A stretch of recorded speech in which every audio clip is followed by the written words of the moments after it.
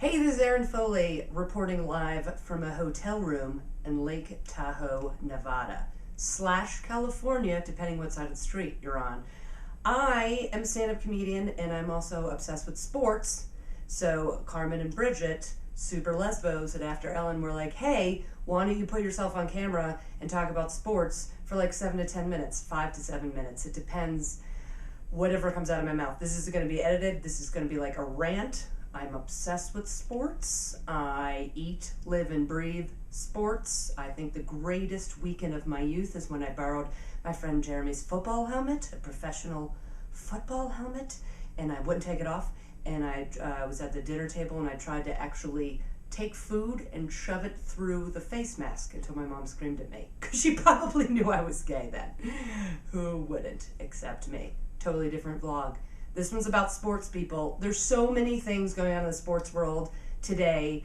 I don't know exactly when this is going to be posted, but it is a Friday, 2 days before Father's Day. I think it's the 15th. Sometimes days blur because I'm in a hotel room performing at the Improv at Lake Tahoe. I'd pan on the camera and give you a view of the lake, but I don't have one from my hotel room. Also, it's just me. There's a tripod and a camera, and I should probably edit some of this stuff, but I'm not gonna. I'm not going to.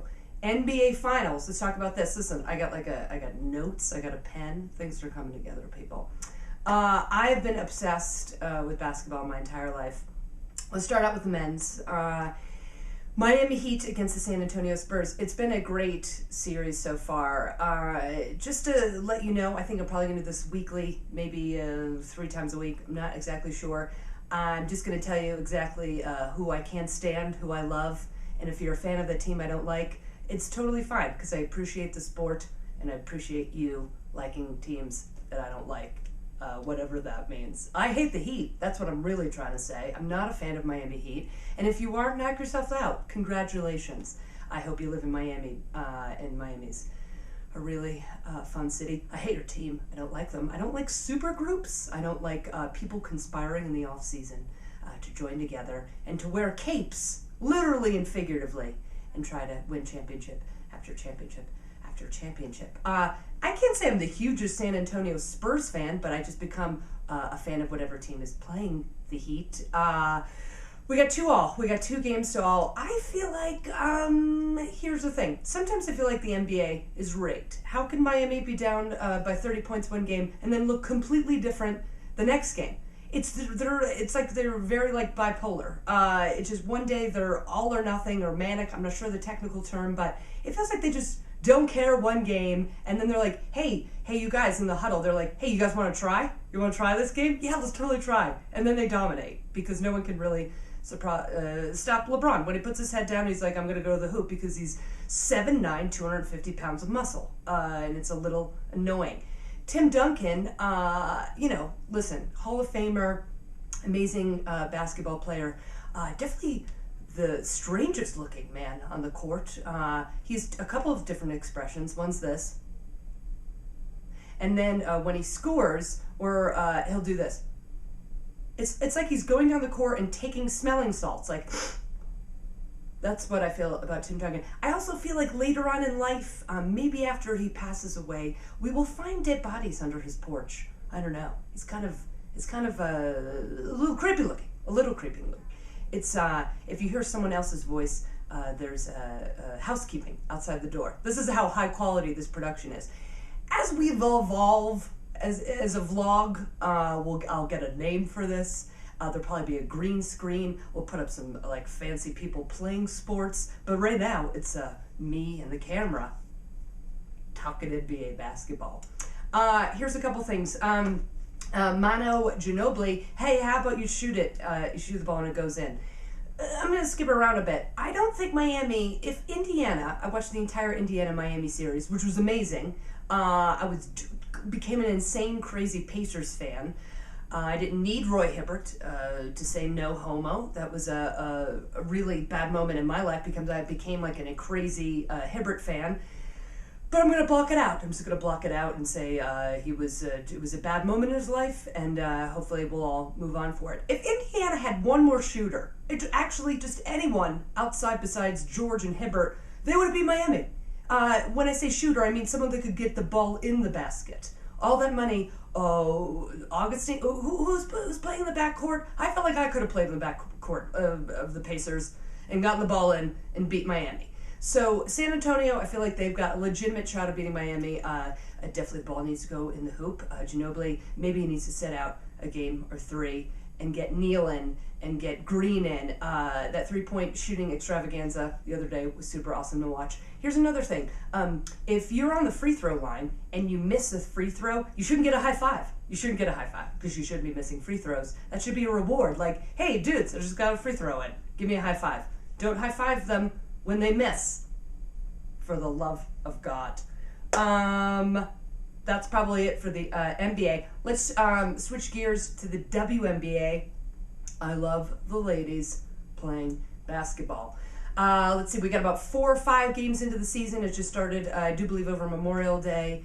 Fantastic season so far. I have to say, I've been more excited about this season than I have in the last couple of seasons because of the draft class. Elena Delle Donne tearing it up in Chicago. Chicago was horrible. Now they're 4-1.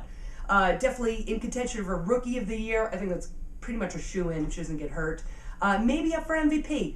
Look at these numbers she's averaging. 19.4 points a game, 4.8 rebounds, 2.8 block shots, and 2 assists. The woman was a monster in college. She was so awesome.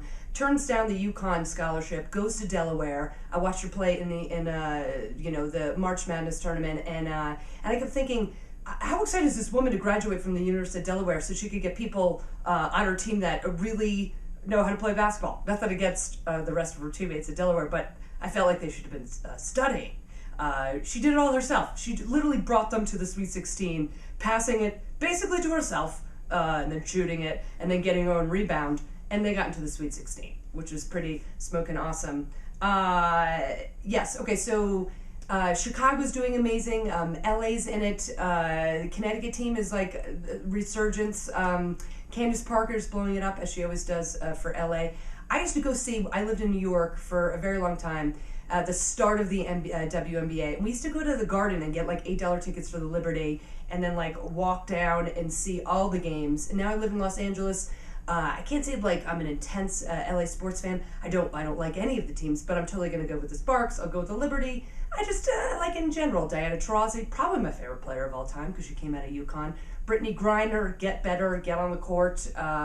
She's so awesome. I mean, she's like practicing the skyhook with Kareem. How cool is that? And she's gay, which makes her the coolest woman alive because I like gay ladies that play sports. Tim Tebow to the Patriots. I know. It'll never end. It'll never end.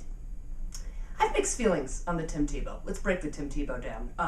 Politically, socially, when he talks about his views, I want to throw up in my mouth.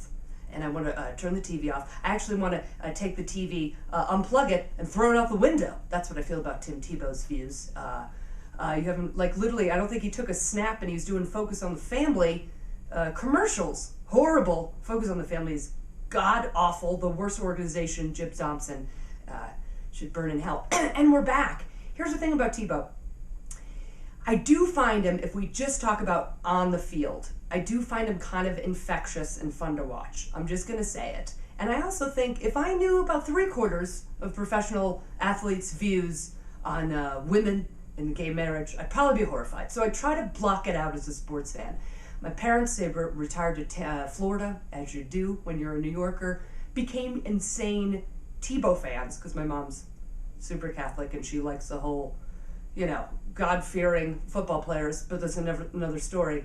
I think it's actually a really good move for the Patriots. Not a fan of the Patriots, but I think they handled it really well. Bill Belichick, you have to Google this. If you haven't seen the announcement when Belichick is on ESPN talking about signing Tim Tebow, Belichick, in his rarest form, he just literally, the interview was like, how are you going to use Tim Tebow? And of course, he's in his hooded sweatshirt, looking like he just crapped his pants because he gives the world's worst interviews.